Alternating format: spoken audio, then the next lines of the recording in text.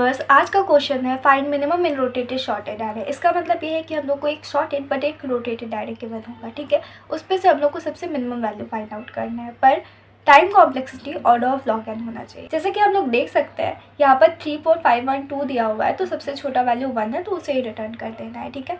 अब इसको करने का सबसे पहला अप्रोच मेरे दिमाग में क्या आ सकता है, हम क्या करें, अपने एरे को सबसे पहले शॉर्ट कर दे। शॉर्ट करने के बाद उसमें जो सबसे पहला वैल्यू होगा वो मेरा सबसे मिनिमम वैल्यू होगा, तो हम उसी को रिटर्न करवा दें।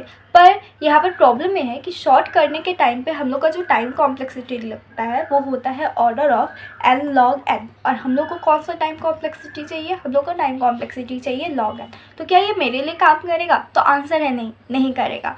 तो अब हम लोग क्या करते हैं, इसको रहने देते हैं, दूसरा चीज़ सोचते हैं। तो अब दूसरा चीज़ जब सोचेंगे तो हम लोग के दिमाग में क्या आएगा, लीनियर सर्च आएगा। क्या लीनियर सर्च इफ़िशिएंट है? तो आंसर है नहीं, क्योंकि लीनियर सर्च करने पर टाइम कॉम्प्लेक्सिटी हो जाएगा ऑर्डर ऑफ n, तो हम लोग को order of n time complexity भी नहीं चाहिए। तो अब यहाँ पर हाईलाइटेड है order of log n, and order of log n shorted array rotated है, तो क्या हुआ, शॉर्टेड तो है। तो इससे सबसे पहले दिमाग में आता है बाइनरी सर्च का। तो हाँ, हम लोग करने वाले हैं इसे बाइनरी सर्च के अप्रोच से। तो आइए चलिए इसका डायग्राम समझते हैं।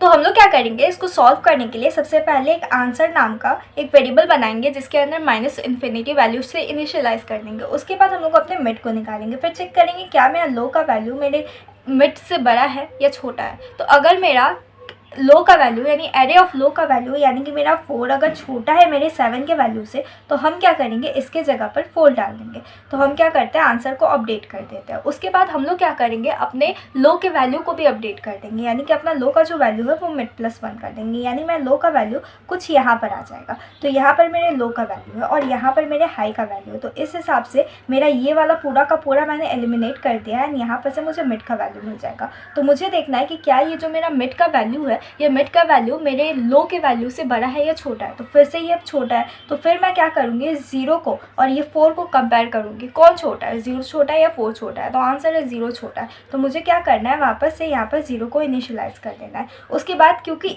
मेरा वापस से लो छोटा है, तो मैं क्या करूँगी, इस बार हाई के वैल्यू को काट करके यहाँ पर डाल दूँगी, यानी कि मेरा इस बार तो मिड का वैल्यू जो है वो हाई के वैल्यू से छोटा है। तो अगर मेरा मिड का वैल्यू हाई के वैल्यू से छोटा है उस पॉइंट पे, ये वाली साइड को तो मुझे देखना ही नहीं है, फिर मुझे हाई को क्या करना है, यहीं पर ला देना है। तो अब मेरा क्या होगा, लो का वैल्यू भी यहीं पर है, हाई का वैल्यू यहीं पे भी है, मिड का वैल्यू यहीं पे आएगा। तो अब मेरा जो 0 है, मुझे क्या करना है, 0 के वैल्यू को जो मेरा आंसर के अंदर वैल्यू उसके साथ कंपेयर करना है।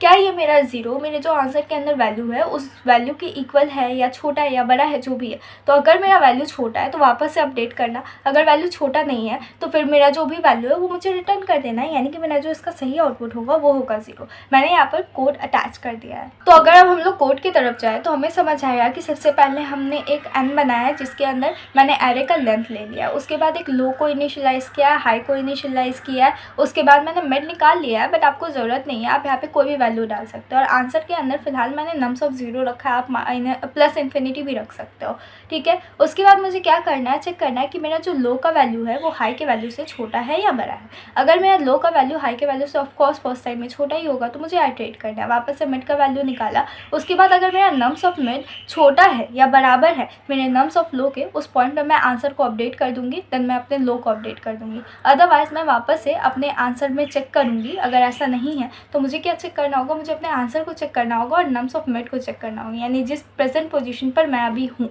ठीक है। तो उसको चेक करने के बाद मुझे पता चलेगा मिड है या नहीं है, जो भी उसके अंदर चला जाएगा, देन हाई के वैल्यू को अपडेट कर दूंगी और एंड में आंसर को रिटर्न कर दूंगी, एंड दैट्स ऑल। तो भले एक मीडियम लेवल क्वेश्चन है, पर हमें एक हाई लेवल ऑफ थिंकिंग देता है। So thank you for watching.